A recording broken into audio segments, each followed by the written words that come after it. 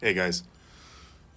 So this video is completely unscripted, completely unplanned, but I felt like I had something to say about the whole housing crisis in 2024 in America.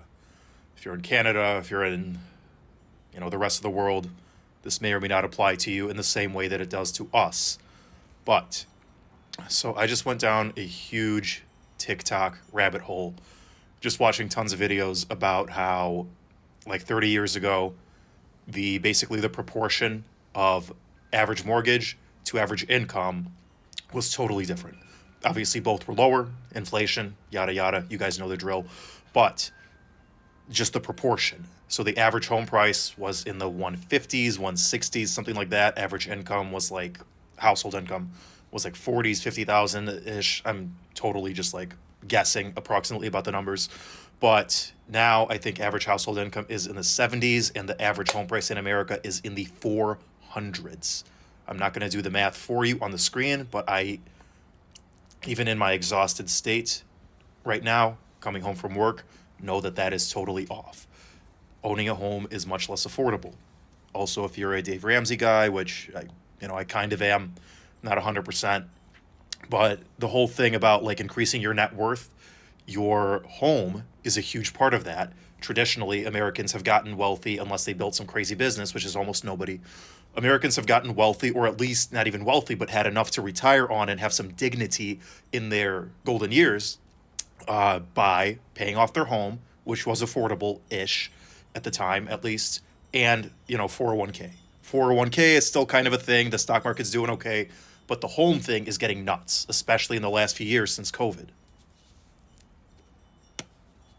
Oh, this thing's kicked. Relax, it's a cigar.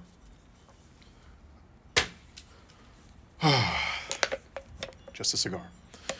But anyway, so there's a lot of chatter about how, one, the prices are going way up and they don't seem to be coming down, and they're probably not coming down straight up because of supply and demand. There's just not enough houses, supply, single family homes, duplexes, whatever, remotely affordable, smaller houses for families to have.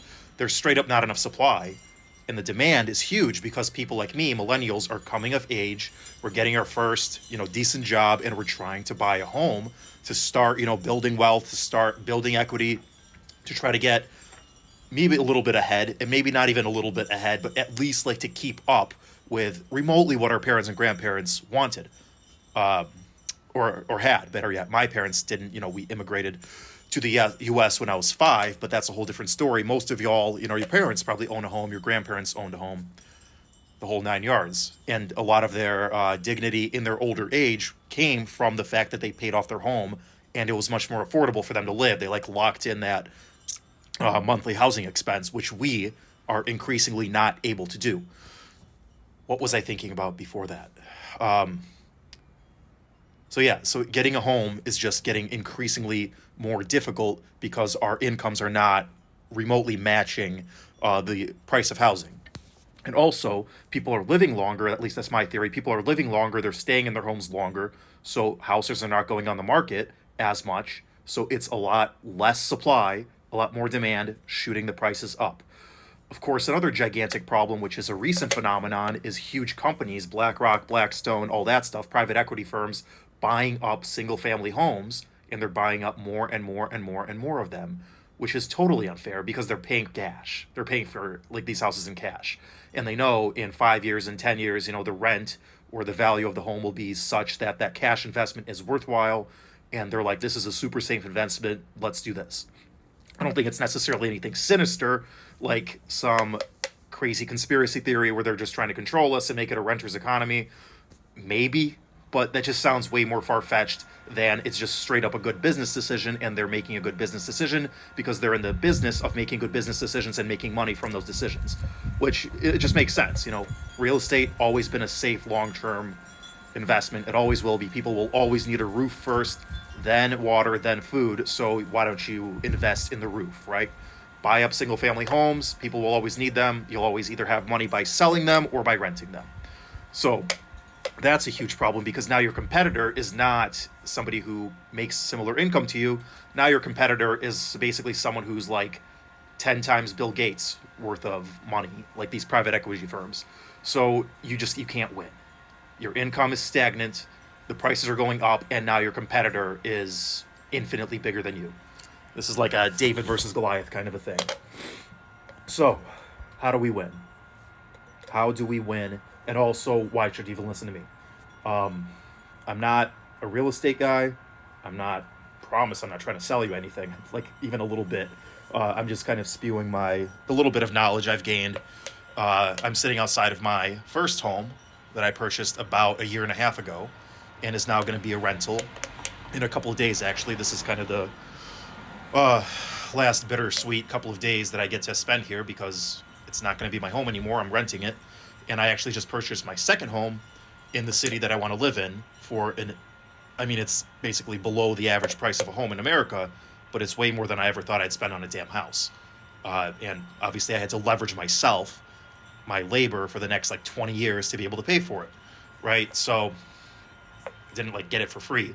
You know what I mean? It's somebody could say like, oh, you own two houses. No, I don't. The bank owns two houses, and I've tied myself contractually to the bank for the next 20, 30 years. So it's cool. Yeah, I got my name on a house, but now that comes with tremendous payments that I'll have to, work and work and work in order to maintain. I'm hoping if things go okay, not even saying super well, but okay, to be able to pay the houses off and, by middle age have, be pretty far ahead. But things happen, and, maybe things will go very well, maybe they won't. That's enough about me. But that's also why I kind of like know what I'm talking about a little bit, because I've gone through the whole buying a house process twice now, in the last couple of years. Also, the phone's shaking because I'm really, really cold, because I'm not going to smoke a cigar inside the house, even though the cigar is done. Anyway, so is this a David or Goliath or versus Goliath kind of a thing?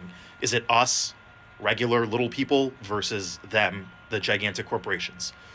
You can think of it that way. That's one. Two, you can think we just need our basic needs covered. We need a home. We need a roof. We really want to own to get that, net worth started, to get ahead a little bit, to build that dignity in older age and for our families and everything. So you can think of it, one, as just serving ourselves, two, as in fighting this tremendously bad way that the country is going as far as housing. Both of which the answer is think small. Not think big, think small. You're not going to be able to match these gigantic corporations. You're just not. So you can't think big. You are David. You're not Goliath.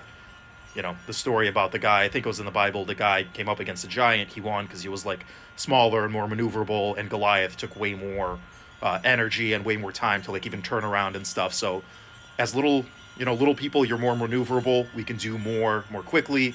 We can just have like a barter kind of economy. You do favors for friends, they do favors for us. You Venmo someone, they Venmo you. There's no like red tape like there is in a giant corporation. So we do have the advantage of being small. Two, there's more of us. They have all the money, yeah, but collectively, we probably have more.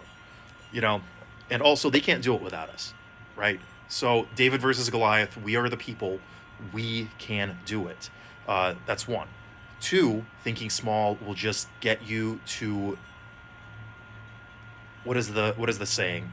The hardest part of doing anything is starting. It'll get you to start. So another quote I heard was, not everything has to be aesthetic. You don't have to have the granite countertops. You don't have to have the beautiful wood floors.